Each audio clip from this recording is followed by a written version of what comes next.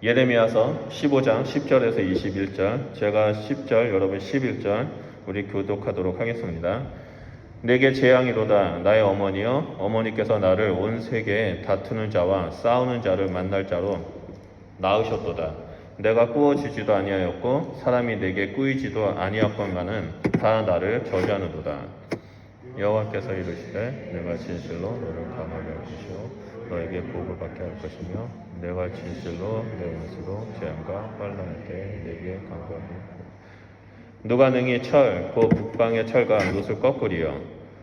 그러나 내 모든 죄로 말미암아 내 국경의 모든 재산과 공물로 값없이 탈취해 함께 것이며 내 원수와 함께 내가 알지 못하는 땅에 이르게 하리니 이는 나의 진노의 맹렬한 불이 너희를 사르려 함이라.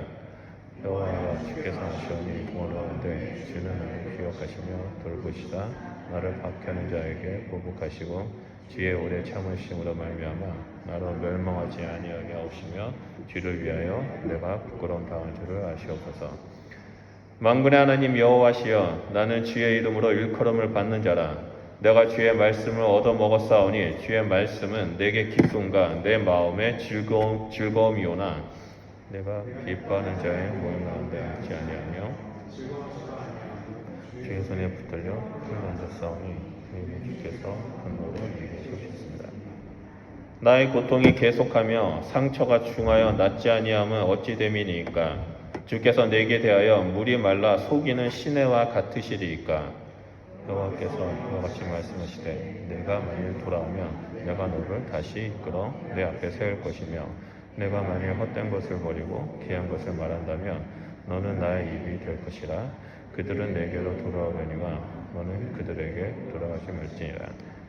내가 너로 이 백성 앞에 견고한 노성벽이 되게 하리니 그들이 너를 칠지라도 이기지 못할 것은 내가 너와 함께하여 너를 구하여 건짐이라. 여호와의 말씀이니라.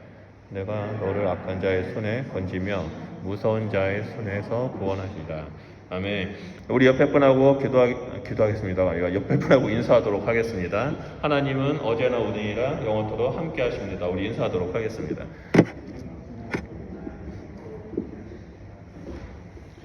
네, 하나님은 어제나 오늘이나 영원토록 함께 하십니다. 오늘 본문 말씀은요, 예레미야의 두 번째 고백입니다. 지난 주일날 우리가 본문 말씀 봤던 것이 예레미야의 5가지 고백 중에 첫 번째 고백인데, 우연하게도 오늘 매일 성경 본문 말씀이 두 번째 고백입니다. 그래서 제가 아마 다음 주 주일은 세 번째 고백인가 하고 찾아봤더니 다음 주 주일은 세 번째 고백이 아닙니다. 다른 내용인데, 지난주 첫 번째 고백, 또 오늘 두 번째 고백. 그래서 이 고백이 연속으로 주일에 딱 걸린 것을 보면서 하나님께서 우리에게 분명하게 말씀하실 것이 있을 것이다라는 믿음이 있습니다. 지난주에 우리가 봤던 첫 번째 예레미야의 고백에서는 고향 아나도 사람들로부터 그 살해 위협을 받은 것에 대한 얘기가 나오죠. 그래서 예레미야가 탄식하고 기도하고 자신이 이해하지 못하는 것들에 대해서 하나님 앞에 물어봤을 때 하나님께서 응답하시는 내용이 지난주 첫 번째 고백입니다. 그리고 오늘 본문 말씀의 두 번째 고백은 사람들의 비난과 조롱이 극에 달하자 고통 가운데 위축되는 이 예레미야 모습이 나옵니다. 예레미야는 오랫동안 하나님 말씀에 순종해서 심판의 메시지를 선포했습니다. 하지만 그 결과는 사람들에게 오는 위협과 살해 위협과 비난과 조롱이었죠. 이러한 상황이 예레미야 삶 가운데 계속 나타나니까 예레미야가 결국엔 좌절하게 됩니다. 영적인 침체기에 빠져버리게 됩니다. 그것도 그냥 빠지는 것이 아니라 아주 깊숙이 빠져버립니다. 우리가 신앙생활을 하다 보면 그날이 도적같이 찾아오는 때가 두 번 있습니다. 뭡니까? 첫 번째는 예수님께서 도적같이 오시죠. 도적같이 오시고, 그리고 두 번째로는 여러 가지 이유로 인해서 우리가 영적인 침체기에 도적같이 빠지는 경우가 있습니다. 우리를 영적 침체기에 빠뜨리는 여러 가지 이유가 우리를 도적같이 우리에게 와서 우리를 공격합니다. 그리고 우리는 그걸로 말미암아 좌절하게 되죠. 그리스도인이라면 누구나 한 번쯤은 여러 번 영적인 침체기에 빠지는 경우가 있습니다. 그래서 이 영적 침체기에 빠졌다는 것은 내 안에 감사와 기쁨이 사라졌다는 거죠. 그리고 신앙생활이 습관화되고 내 삶 속에 예배, 기도, 말씀 생활이 전혀 이루어지지 않는다는 겁니다. 모든 것이 귀찮고 모든 것이 불평적인 마음만 하나님 앞에 불평하는 마음이 생기기 시작합니다.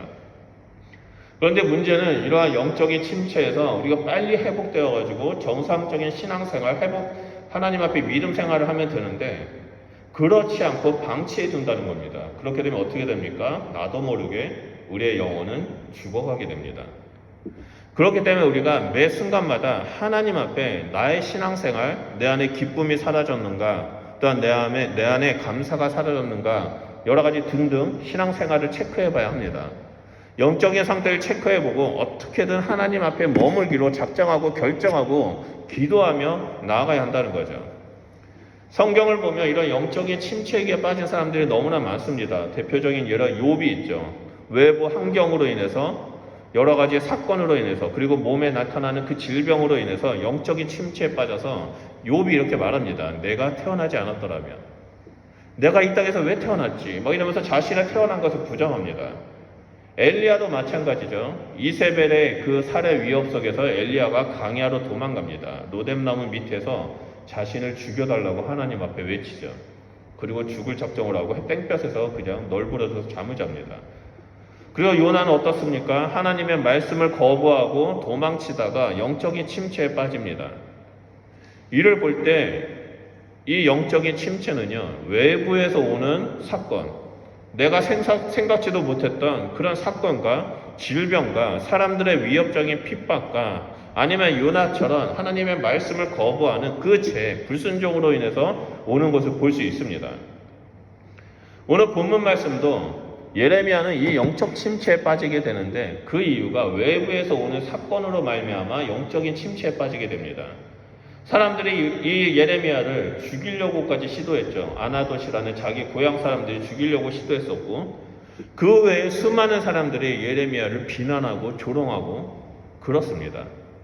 그래서 이 예레미야가 영적인 침체에 빠져서 하나님 앞에 울부짖고 불평하는 가운데 하나님께서 예레미야를 회복시켜주는 그 내용이 바로 오늘 본문 말씀입니다. 그래서 그 과정을 살펴보면 먼저 첫 번째로 예레미야가 영적인 침체에 빠지게 되는 그 원인이 나옵니다. 10절 다 같이 말씀을 보겠습니다. 내게 재앙이로다 나의 어머니여, 어머니께서는 나를 온 세계에 다투는 자와 싸우는 자를 만날 자로 낳으셨도다. 내가 꾸어주지도 아니하였고 사람이 내게 꾸이지도 아니하였건만은 다 나를 저주한다라고 말합니다. 이 10절 말씀은요, 예레미야가 사람들로부터 오랜 시간 동안 핍박과 조롱을 받는 중에 하나님께 부르짖는 말입니다. 내용을 보면 예레미야는 지금 영적인 침체에 빠져서 자신의 신세를 한탄하고 있습니다. 예레미야는 먼저 자신의 출생을 부정합니다. 내가 태어난 이유는 온 세계의 사람들과 싸우기 위해서, 그러니까 내가 원해서 싸우는 것이 아니라 내가 태어난 이유로부터 온 세계 사람들이 나한테 시비를 걸고 싸우도록 그런 일 때문에 내가 태어났다라고 말합니다. 예레미야 생각하기에는요, 이 예레미야는 자기 자신을 편들어주는 사람이 없다라고 여겼나 봅니다. 모두가 예레미야를 비난하죠. 저주합니다. 그래서 온 세계와 다투고 싸우고 있다. 그런 사람을 만나게 하려고 내가 태어났다라면서 자신의 출생을 부정하고 있습니다.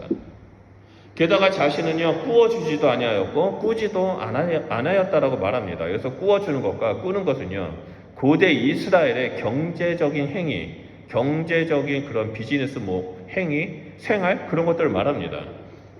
이사야서 10장 1절과 2절을 보면요, 고대 이스라엘 사회에서는요, 채무 관계로 인해서 가난한 자는 자신의 소유를 빼앗기는 경우가 빈번히 발생했습니다. 그래서 빌려주는 자와 빌리는 자는요, 서로 적대적인 관계가 되었고 원수가 되었습니다. 근데 예레미야는 이러한 그 고대 이스라엘의 사회상에서 자신은 이스라엘 백성과 아무런 이해관계가 없다고 말합니다. 나는 빌려준 적도 없고 빌린 적도 없습니다. 그런데 왜 이 사람들이 나를 핍박하고 저주하고 조롱하는지 저는 모르겠습니다. 내가 태어난 게 저주받으려고 태어난 것 같습니다. 이렇게 고백을 합니다. 예레미야가 이렇게 사람들로부터 비난과 저주를 받아야 할 이유가 있습니다. 왜 그렇습니까? 하나님의 말씀을 전했기 때문입니다. 그 결과 고향 사람들은 자기를 죽이려고 했죠. 친척이고 가족이고 다 자기를 죽이려고 합니다. 또한 유다 백성들은 어느 누구 할 것 없이 모두 다 예레미야를 저주했습니다. 여러분 생각해 보십시오. 나는 아무런 잘못도 없는데 모든 사람이 나를 보고 저주합니다. 내가 지나갈 때 사람들이 자기 자신을 위아래로 훑어보면서 침을 뱉고 온갖 욕과 저주를 한다면 우리 역시 제대로 살지 못할 겁니다. 너무 스트레스를 받아가지고 미쳐 돌아버릴 겁니다. 예레미야가 지금 그런 상황에 처해 있습니다. 그것도 하나님의 말씀을 전한다는 이유 때문에 많은 사람들이 예레미야에게 저주와 조롱과 핍박을 하고 있습니다. 이 세상에는요, 아무도 자기 자신을 이해해주는 사람이 없습니다. 모두가 자기 자신을 공격하고 있습니다. 예레미야는 지금 그 자신의 처항을 하나님 앞에 들고 나가서 울부짖으면서 기도하고 있습니다. 그저 하나님께서 어떻게 대답하십니까? 11절을 보면 여호와께서 이르시되 내가 진실로 너를 강하게 할 것이요 너에게 복을 받게 할 것이며 내가 진실로 내 원수로 재앙과 환난의 때에 내게 강구하게 하리라라고 말합니다. 한마디로 하나님께서 예레미야를 강하게 해주실 거라고 약속하십니다. 흔히들 교회 다니는 분들, 성도님들, 믿음 있는 사람들이 힘든 상황에 있을 때 하나님 앞에 기도하면 하나님께서 그 상황을 바꿔주실 거라고 믿습니다. 그래서 열심히 기도하는데 그 상황이 바뀌지 않으니까 하나님이 정말 나를 사랑하는가?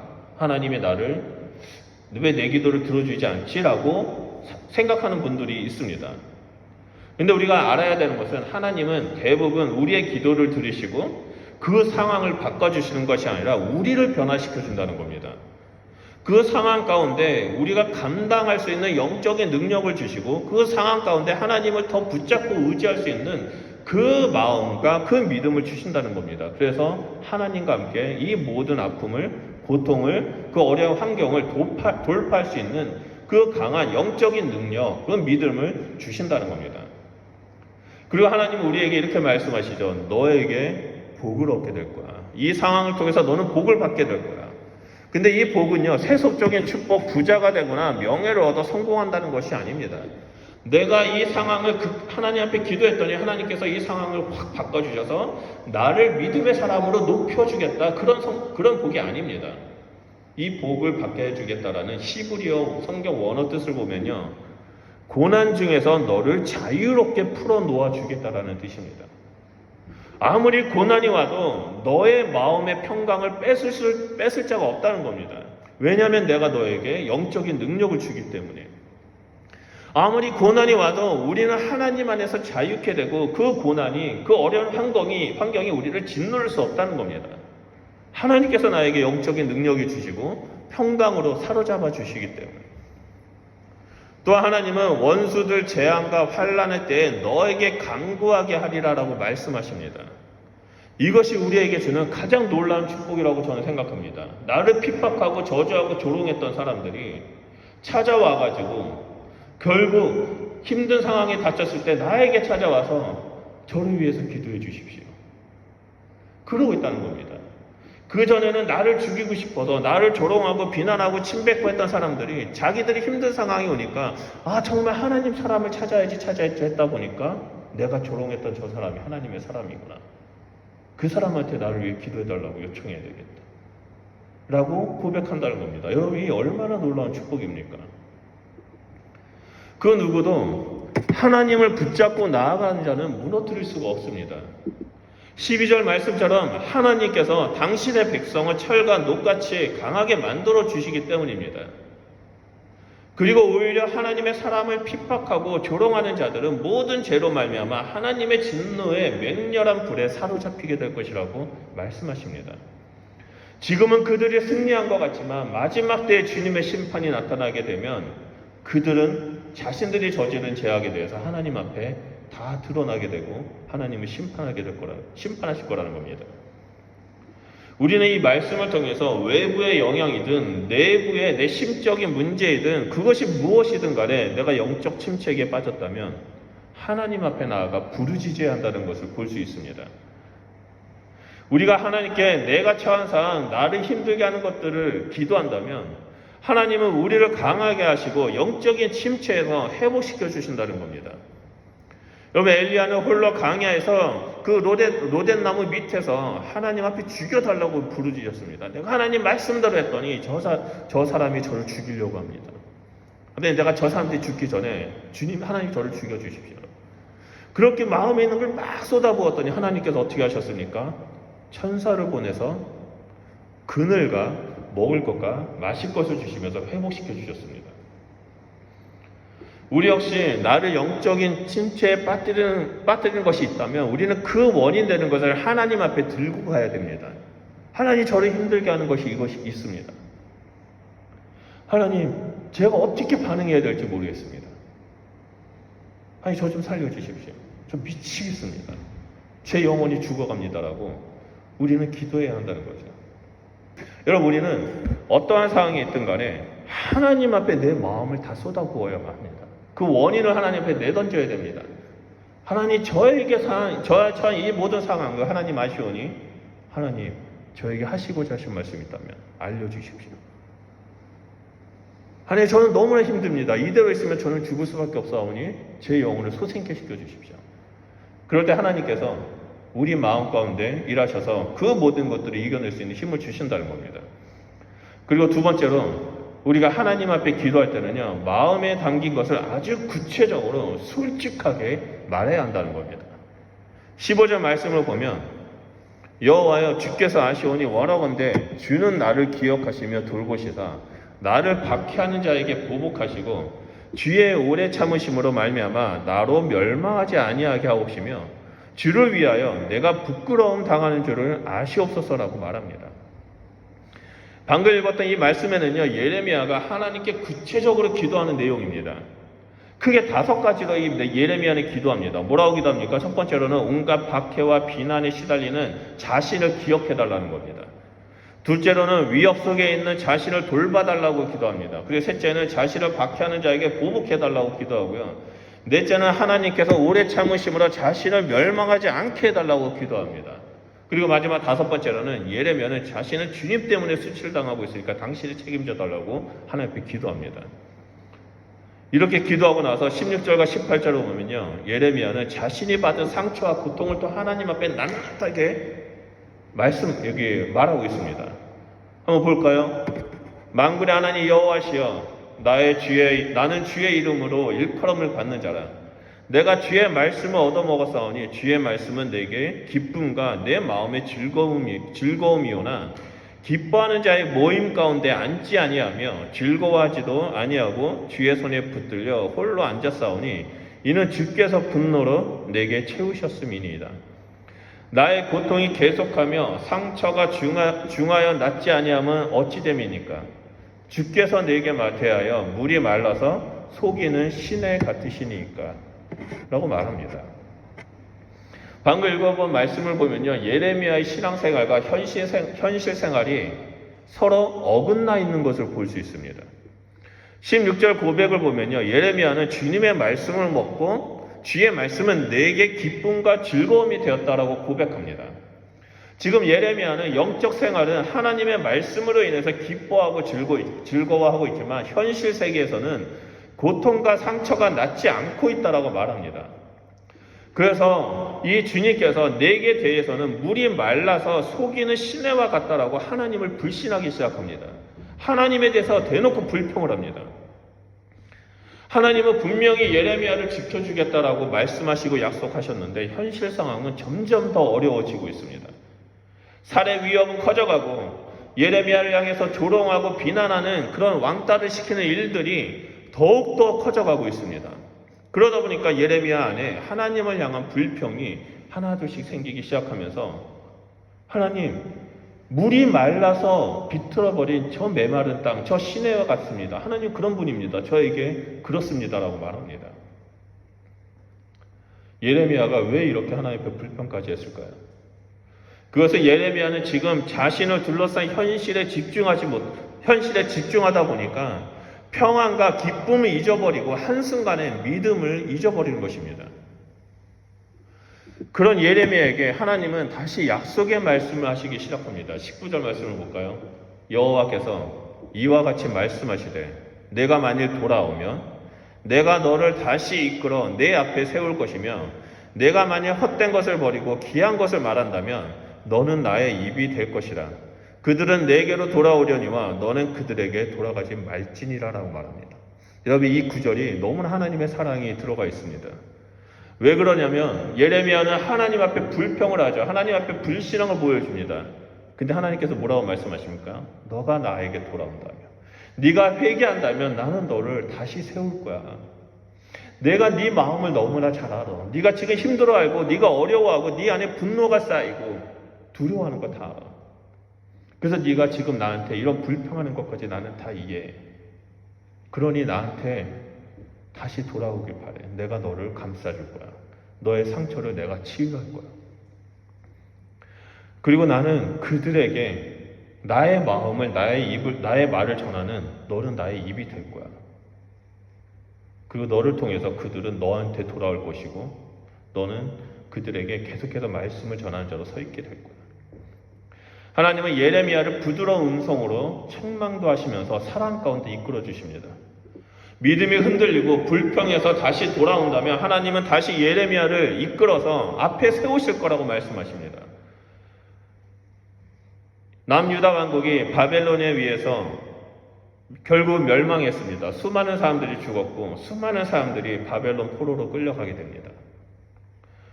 예레미야서를 계속 읽다 보면요, 이 바벨론에 끌려갔던 사람들이 예레미야한테 나와서 우리가 어떻게 해야 되겠습니까? 어떻게 해야지 우리가 하나님 앞에 다시 돌아갈 수 있습니까? 라고 물어보는 내용이 뒤편에 나옵니다. 그 전까지 예레미야가 말하면 웃기고 있네, 뭔 소리 하고 있어, 우리 제사장도 저러고 말하고 있고 평안하다 말하고, 우리 서기관들도, 우리 종교 지도자들이 다 평안하다고 말하는데 지 혼자 뭐라고 심판을 떠들고 막 그렇게 비난했던 사람들이 결국엔 예레미야한테 와서 저희를 하나님 품에 인도해 주십시오. 제가 어떻게 해야 하겠습니까? 라고 질문하는 일들이 나온다는 겁니다. 하나님은 예레미야에게 내가 너의 마음을 다 알고 있단다. 나한테 다시 돌아오려. 그렇게 말씀하시면서 놀라운 두 가지의 약속을 해주십니다. 첫 번째 약속은 하나님이 예레미야와 함께 하시겠다는 겁니다. 바로 임마누엘의 축복이죠. 20절과 21절 말씀 볼까요? 내가 너를 이 백성 앞에 견고한 녹성벽이 되게 하리니 그들이 너를 칠지라도 이기지 못할 것은 내가 너와 함께하여 너를 구하여 건짐이라. 여호와의 말씀이니라. 내가 너를 악한 자의 손에서 건지며 무서운 자의 손에서 구원하리라. 여러분, 이 말씀에서 가장 중요하게 봐야 할 것은 바로 내가 너와 함께하여입니다. 하나님께서 함께 하시기 때문에 예레미야는 이 위협하는 백성들 속에서 견고한 녹성벽이 될 수 있었습니다. 하나님이 함께 하시기 때문에 이 백성들이 예레미야를 죽이려고 할지라도 이기지 못합니다. 하나님이 함께 하시기 때문에 악한 자의 손에서, 무서운 자의 손에서 구원을 받게 됩니다. 이것이 바로 임마누엘의 축복입니다. 임마누엘 되신 그 하나님께서 함께 하신다면 그 누구도 우리를 무너뜨릴 수 없습니다. 이것보다 확실한 구원의 약속은 없습니다. 지금 영적인 침체에 빠져서 좌절하고 있는 예레미야에게 가장 필요했던 말씀은 칼과 병기를 주겠다가 아니라 임마누엘 되시는 하나님께서 내가 너와 함께 하겠다라는 그 확신입니다. 하나님은 물이 말라 비틀어진 시내와 같습니다라고 불평했던 그 예레미야에게 내가 너와 함께 할 거야. 내가 너와 함께 할 거야. 내가 너와 함께 할 거야. 나는 너의 마음을 다 알아. 나는 너의 하나님이야 라고 말씀하고 있다는 거죠. 혹시 여러분 가운데 지금 영적인 침체기에 빠져서 믿음이 흔들리는 분이 계십니까? 왜 이렇게 귀찮지? 왜 이렇게 힘들고 짜증나는 일만 생기지? 왜 이렇게 하나님 앞에 기도하는 게 싫고 내 안에 감사와 기쁨이 사라졌지? 그런 분이 계시다면 임마누엘 하나님이 지금 함께 계신다는 사실을 기억하시길 바랍니다. 하나님이 나와 함께 하신다는 것을 기억한 자는 하나님 앞에 나아가서 내 마음을 쏟아부을 수 있게 됩니다. 솔직하게 하나님 앞에 다 얘기할 수 있습니다. 하나님, 저 인간 때문에 내가 못 살겠습니다. 하나님, 이것 때문에 내가 미쳐 죽겠습니다. 하나님, 짜증이 납니다. 하나님, 제발 저 좀 구원해 주십시오. 저 좀 도와주십시오라고 솔직하게 하나님께 기도할 수 있습니다. 마음속에 있는 상처, 수많은 감정들을 솔직하게 하나님 앞에 기도할 때 하나님은 우리에게 오셔서 내가 너와 함께 한다라는 확신과 함께 하나님의 일하심을 보게 해주신다는 겁니다. 그리고 우리의 상처를 싸매어 주신다는 겁니다. 그리고 우리가 하나님 앞에 나아가 솔직하게 구체적으로 기도한다면 두 번째 축복이 옵니다. 그것이 바로 무엇이냐면 하나님이 우리를 하나님을 증거하는 대변인으로 삼아주신다는 겁니다. 19절 후반부를 보면 하나님께서 너는 나의 입이 될 것이다 라는 말씀하시는 장면이 나옵니다. 이 말씀은 하나님의 대변인이 되겠다는 거죠. 여러분, 대변인이 뭡니까? 그 어떠한 사람이나 어떠한 단체를 대신해서 그 의견이나 입장을 말하는 사람입니다. 하나님의 입이 된다는 것은 하나님의 마음과 하나님의 말씀과 살아계신 하나님을 증거하는 자가 된다는 것을 의미합니다. 예레미야는 지금 영적인 침체에 빠졌습니다. 하나님께서 물이 말라 속이는 시내와 같다라고 느낄 정도로 그의 믿음은 흔들리고 있습니다. 이렇게 자신의 심정을 하나님 앞에 있는 모든 불평과 하나님을 솔직히 못 믿겠습니다라는 그 마음까지 하나님 앞에 다 쏟아부었더니 하나님께서 오셔서 그래, 나는 너의 마음을 다 이해해. 나는 너의 마음, 네가 왜 이렇게 나한테 반응하는지 이해할 수 있어. 하지만 나는 너를 결코 혼자로 둔 적이 없어. 나는 너와 함께하고 있단다. 네가 나를 붙잡고 있다면, 너가 나와 함께한다면, 내가 너를 함께한다면 너는 나의 입이 될 거야. 너는 내가 살아있다는 자체를 경험하게 될 것이고 많은 사람들에게 하나님은 살아계신다라고 증거하는 자가 될 거야 라고 말씀하신다는 겁니다. 이것이 회복의 과정을 통해 하나님께서 날마다 나와 함께 하시고 그리고 살아서 역사하신다는 것을 역사하신다는 사실을 증명해 주는 과정입니다. 우리가 하나님 앞에 나아가 우리의 마음 상태를 말하고 하나님의 도우심을 구한다면 하나님은 결코 우리를 외면하지 않습니다. 우리가 어떠한 상황이 있든지 하나님은 우리를 돕고 회복시켜 주시기를 원하고 계십니다. 무엇보다도 하나님께서 지금 내가 너와 함께하고 있다는 사실을 알려주고 계시길 원하고 계십니다. 내가 지금 감사와 기쁨이 사라지고 예배생활, 기도생활, 말씀생활이 전혀 이루어지지 않는 그런 영적인 나태함, 무기력 가운데 빠졌다라면 여러분, 예레미야처럼 솔직하게 하나님 앞에 구체적으로 그 마음을 나누시기 바랍니다. 하나님 앞에 기도한다면 하나님 우리의 기도를 들어주시고 회복시켜 주십니다. 임마누엘 축복으로 우리와 함께 하십니다. 우리는 지금 마지막 때를 살아가고 있습니다. 우리가 살고 있는 이 세상은 너무나 악한 일들이 일어나고 있습니다. 지난 한 주 동안 한국은 묻지마 칼부림 사건이 많이 나타났죠. 신림동, 분당, 대전 여러 군데에서 처음 본 사람들에게 칼부림을 했고 사람이 죽어가는 일들이 일어나고 있습니다. 미국에서는 묻지마 총기 난사가 나타나고 있죠. 호주에서도 여러 가지 흉악한 범죄들이 나타나고 있습니다. 또한 예수 그리스도를 믿는 그 신앙을 가진 자들에게는요, 어김없이 비난과 조롱과 핍박이 주변 곳곳에서 일어나고 있습니다. 그뿐만이 아닙니다. 일상생활에서 갑자기 어이없는 일을 당하기도 합니다. 그럴 때마다 우리는 왜 나에게 이런 일이 일어날까? 거기에 집중한다면 우리는 하나님 앞에 불평하는 자가 됩니다. 하지만 내 안에 하나님을 향한 불평, 그런 마음, 왜 나에게 이런 일이 일어날까? 그런 생각, 그 자책하고자 하는 마음, 절망하는 마음, 이 모든 이슈들을 하나님 앞에 들고 가서 그 마음을 다 쏟아낸다면 하나님 우리의 억울한 마음, 슬픈 마음, 분노하는 그 마음을 이겨낼 수 있는 힘을 주신다는 겁니다. 그리고 내가 하나님 앞에 나아갈 때 하나님은 내가 너와 함께하고 있다.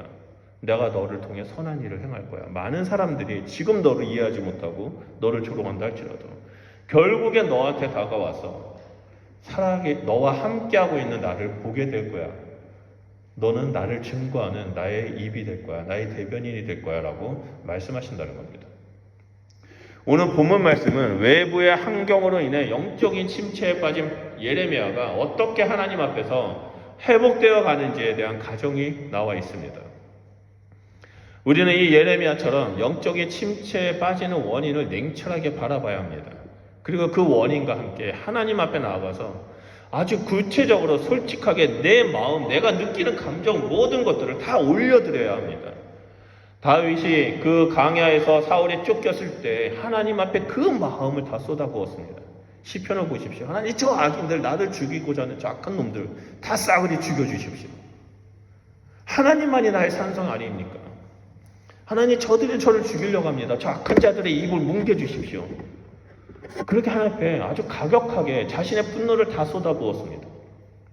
그리고 하나님이 일하시기를 다윗은 잠잠히 기다렸죠. 그리고 나서 어떻게 됐습니까? 15년 16년 이후에 다윗이 왕이 되었을 때 막 그 다윗을 죽이려고 했던 사람들, 다윗을 대적했던 사람들, 다윗을 왕으로 인정하고 하나님이 세우신 기름 부은 자라는 것을 인정하면서 나아갔다는 것을 볼 수 있습니다. 저는 우리 성도님들이 날마다 하나님 앞에 나아가는 자가 되길 소원합니다. 그 마음 가운데 있는 아픔들, 여러분의 영적인 침체를 빠뜨리게 하는 그 모든 원인들을 하나님 앞에 다 쏟아붓고 하나님이 일하시기를, 하나님께서 나한테 어떻게 말씀하시기를 좀 듣는 자가 되길 소원합니다. 그래서 임마누엘 되신 하나님께서 나와 함께 하셔서, 우리와 함께 하셔서 어떻게 회복하셨는지를 보시고, 또한 나와 동일한 사람들 주변에 있는 자들에게 나는 이렇게 하나님께 기도했을 때 하나님이 나를 이렇게 회복해 주셨어라고 전하는 하나님의 입이 되는 그리스도인이 되시길 저는 소원합니다. 저는 여러분들이 그렇게 될 것이라고 믿습니다. 왜냐하면 하나님은 우리와 함께 하시기 때문입니다. 우리 이 시간에 말씀을 기억하면서 기도하는 시간 갖도록 하겠습니다. 지금 여러분들의 마음은 어디에 있습니까? 지금 여러분들은 어떠한 상황에 있습니까? 여러분의 영적 상태는 안녕하십니까? 하나님 앞에서 평안하십니까? 하나님 앞에 기쁨과 감사가 사라졌습니까? 아니면 하나님 앞에서 기쁨과 감사가 있는데 일상생활에서는 분노와 좌절과 슬픔과 아픔이 있습니까? 여러분은 지금 영적인 침체기에 빠뜨리려고 하는 그런 이유가 있습니까? 아니면 평안하십니까? 오늘 이 시간에 좀 말씀을 기억하면서 하나님께 기도합시다. 하나님, 제 마음은 이렇습니다. 하나님, 지금 제 마음은 너무나 이렇고 답답하고 이렇습니다. 하나님, 저는 어떻게 해야 될지 모르겠습니다. 이 상황에서 내가 어떻게 해야 될지 모르겠습니다. 하나님, 저와 함께 해주십시오. 지금 이 상황을 내가 능히 이겨낼 수 있는 자가 되게 해주십시오. 하나님, 임마누엘 되신 하나님께서 나와 함께 하시고 이 상황을 이겨내고 하나님을 경험하는 자가 되게 해주십시오라고 우리 이 시간에 주여 삼청하며 기도하도록 하겠습니다. 우리 이 시간에 기도하겠습니다.